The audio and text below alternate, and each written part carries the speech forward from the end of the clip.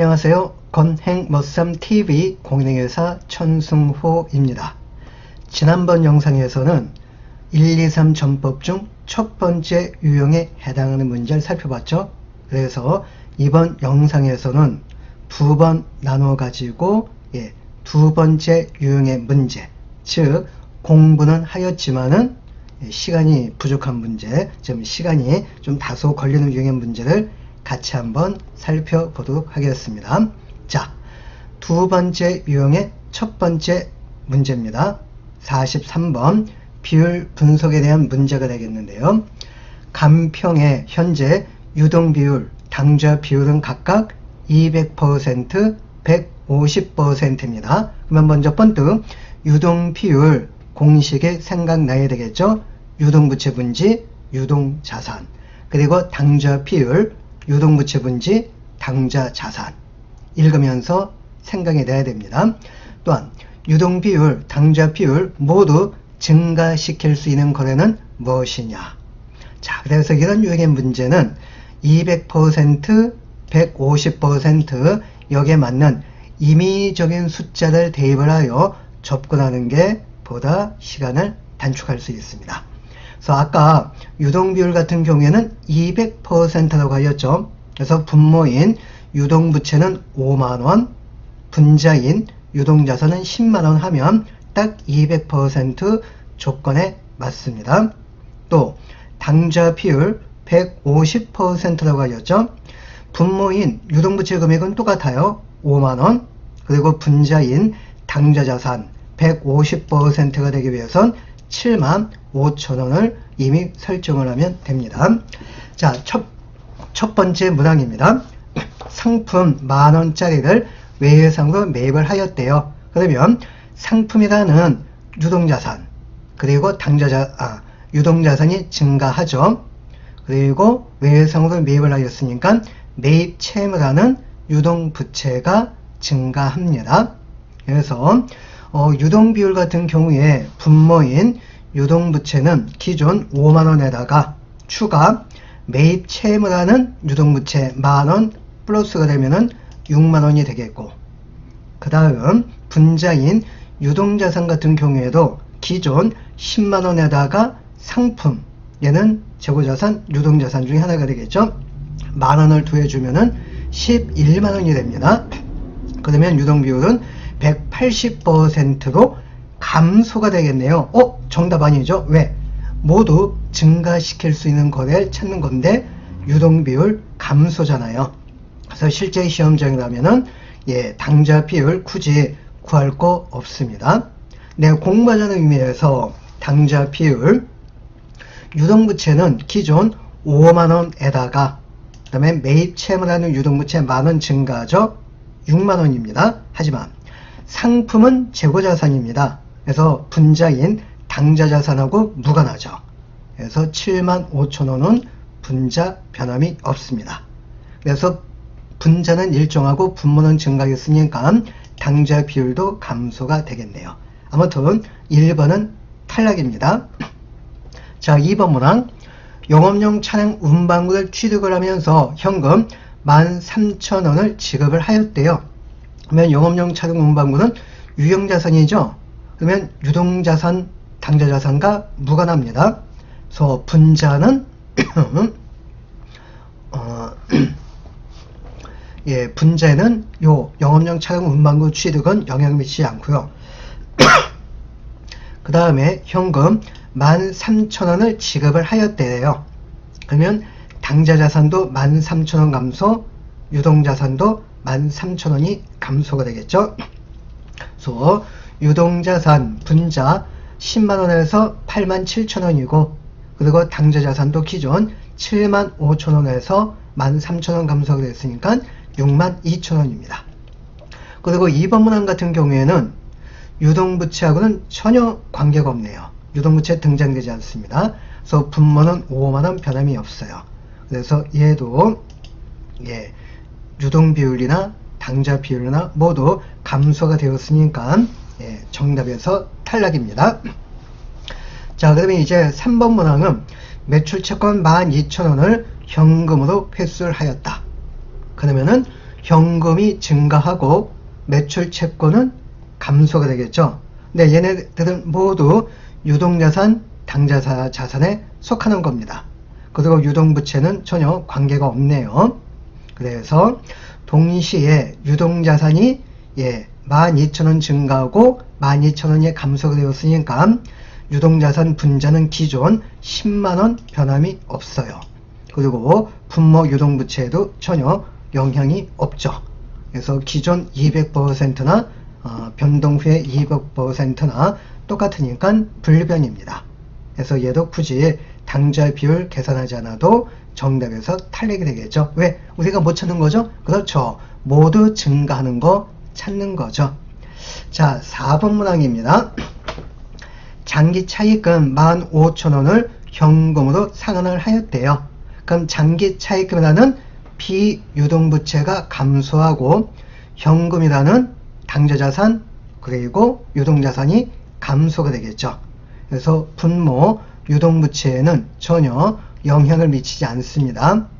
그리고 분자 유동자산 기존 10만원에서 15,000원이 감소가 되었으니까 변동 후에는 85,000원입니다. 역시 감소가 되겠네요. 정답 탈락입니다. 자, 5번 문항입니다. 사용 중인 건물을 담보로 은행에서 현금 3만원을 장기 차입을 하였대요. 자, 이때 담보로 제공한 건물은 전혀 영향을 미치지 않습니다. 담보 제공한 이 건물도 내 거잖아요. 그래서 건물은 영향을 미치지 않고, 그 다음 장기 차입을 하였다고 하였죠. 그럼 장기 차입금이라는 비유동부채가 증가하는 거지 유동부채하고는 전혀 관계가 없습니다. 그래서 분모인 유동부채는 5만원 똑같고 현금을 빌렸으니까 현금이 증가하죠. 현금이 어디에 속합니까? 유동자산, 당좌자산에 속하는 거니까 유동자산도 증가, 당좌자산도 증가합니다. 그래서 기존 10만원에다가 3만원 더해주면은 13만원이죠. 260%로 기존 200에서 증가가 되겠고요. 당좌 비율도 기존 150%에서 210%로 증가가 됩니다. 정답이 되겠네요. 그래서 5번이 정답. 자, 그 다음번 문제입니다. 측정 기준에 대한 문제가 되겠는데요. 측정 기준에 관한 설명으로서 옳은 것은, 그럼 나머지는 왜 틀렸느냐? 자, 1번 문항 공정가치는 측정일 현재 동등한 자산의 원가로서 측정일에 지급할 대가와 그날에 발생할 거래 원가를 포함한다? 뭔가 앞뒤가 안 맞네요. 그래서 뒤쪽 내용은 공정가치를 설명하는 내용이 아니고, 자, 해설 보시면 자산의 현행 원가를 설명하는 내용이 되겠습니다.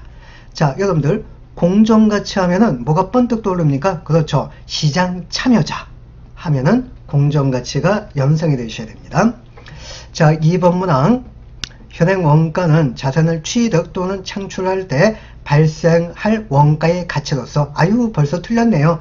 자산을 취득할 때 발생하는 원가는 현행 원가가 아니고 역사적 원가가 되겠죠. 역사적 원가. 그리고 이제 다음 내용은 다 역사적 원가와 관련된 설명입니다. 자, 3번 문항 사용 가치는 기업이 자산 사용과 궁극적인 처분으로 얻을 것으로 기대하는 현금 흐름 또는 그 밖에 경제적 효익의 현재 가치다. 맞는 내용입니다. 사용 가치, 얘는 자산 쪽에 적용되는 개념이고 이행 가치는 부채 쪽에 적용되는 개념이 되겠는데요. 모두 특이한 특징이 뭡니까? 현재 가치 개념이라는 거죠. 사용 가치하고 이행 가치. 그래서 3번 문항이 맞아서 정답이 되겠고요. 자, 4번 이행 가치는 측정일의 시장 참여자. 시장 참여자 하면은 뭐입니까? 이행 가치가 아니고 공정 가치라고 하였죠. 공정 가치. 그래서 이거 4번 문항 틀렸고, 5번 문항 역사적 원가는 측정일 현재 자산 취득 또는 창출을 위해 이적해야 하는 현금이나 그 밖에 경제적 자원의 현재 가치이다. 현재 가치가 아니죠. 역사적 원가는요. 그래서 현재 가치는 아까 사용 가치 또는 이행 가치라고 하였습니다. 그래서 역사적 원가는 현재 가치에 의해서 측정되지 않습니다. 자, 그 다음 46번 문제입니다. 재고자산 평가와 관련된 문제가 되겠는데요. 자, 문제 한번 읽어보죠. 간평에 2001년 기말 재고자산 자료가 다음과 같습니다. 그래서 A, B, C 실제 수량, 한 개당 취득 원가하고 예상 판매 가격이 자료에 주어졌고 한 개당 예상되는 판매 부대비용은 30원인데 모든 상품에서 발생된다. 얘는 뭘 구할 때 필요한 내용입니까? 순실현 가치를 구하는데 필요한 데이터가 되겠죠. 자, 추가 내용. 상품 B 100개인데요. 이 중 70%는 확정 판매 계약을 이행하기 위하여 보유하고 있으며 상품 B 한 개당 확정 판매 계약 가격은 220원입니다. 자, 이때 재고자산 평가와 관련하여 2001년도에 인식할 단기 손익, 즉 평가 이익 또는 평가 손실인데 당연히 재고자산은 저가법 적용이니까 평가 이익은 발생하지 않겠죠.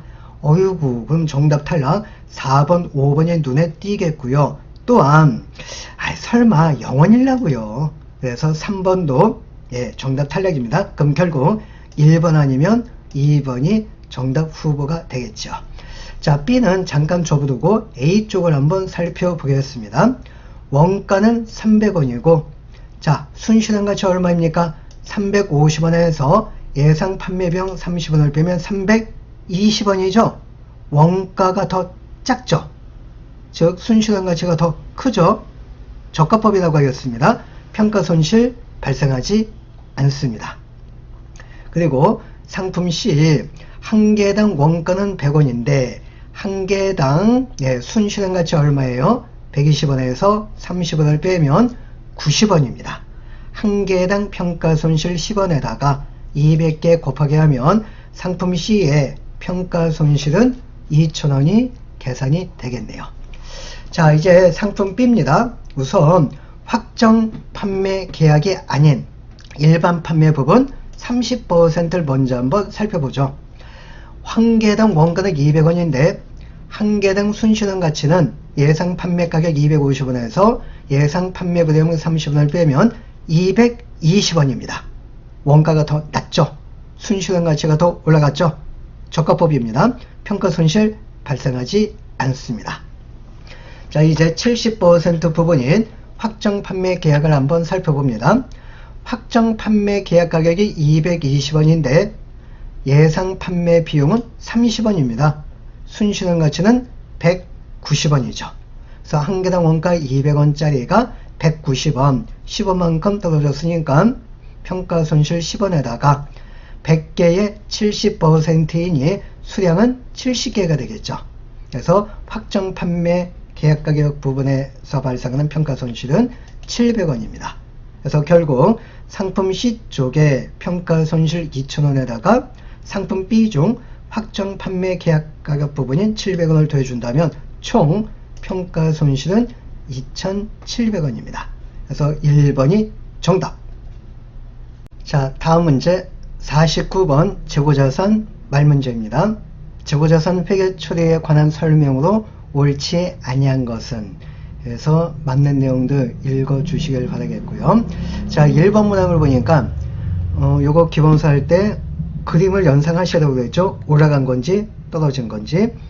자, 생산에 투입하기 위해 보유하는 원재료 및 기타 소모품은 제품의 원가가 순실현 가능 가치를 초과할 걸로 예상되더라도 감액하지 아니한다. 즉, 순실현 가능 가치가 원가보다 하락한 경우에는 저가법에 의해서 평가 손실 감액을 해야 되겠죠. 근데 감액하지 아니한다 해서 요것 때문에 틀렸습니다. 감액하는 겁니다. 자, 그 다음 54번 역시 충당부채와 관련된 말문제가 되겠는데요. 자, 충당부채, 우발부채 및 우발자산에 관한 설명으로 옳지 아니한 것은, 자, 역시 요거 뭐 다 기본서 할 때 설명드렸던 부분이 되겠고요. 자, 5번 문항 틀렸는데 충당부채는 충당부채의 법인세 효과에 그 변동을 고려하여 세후 금액으로 측정한다. 세후가 아니고 세전 금액이라고 그랬죠. 세전 금액. 그래서 요거 세후 때문에 틀렸습니다. 자, 그 다음 이번 영상의 마지막 문제가 되겠는데요. 자, 재무제표 계산 문제입니다. 다음은 간평의 2001년도 기초 기말 재무상태표 금액입니다. 그래서 보니까 자산에서 부채를 빼면은 자본이 나와야 되겠죠.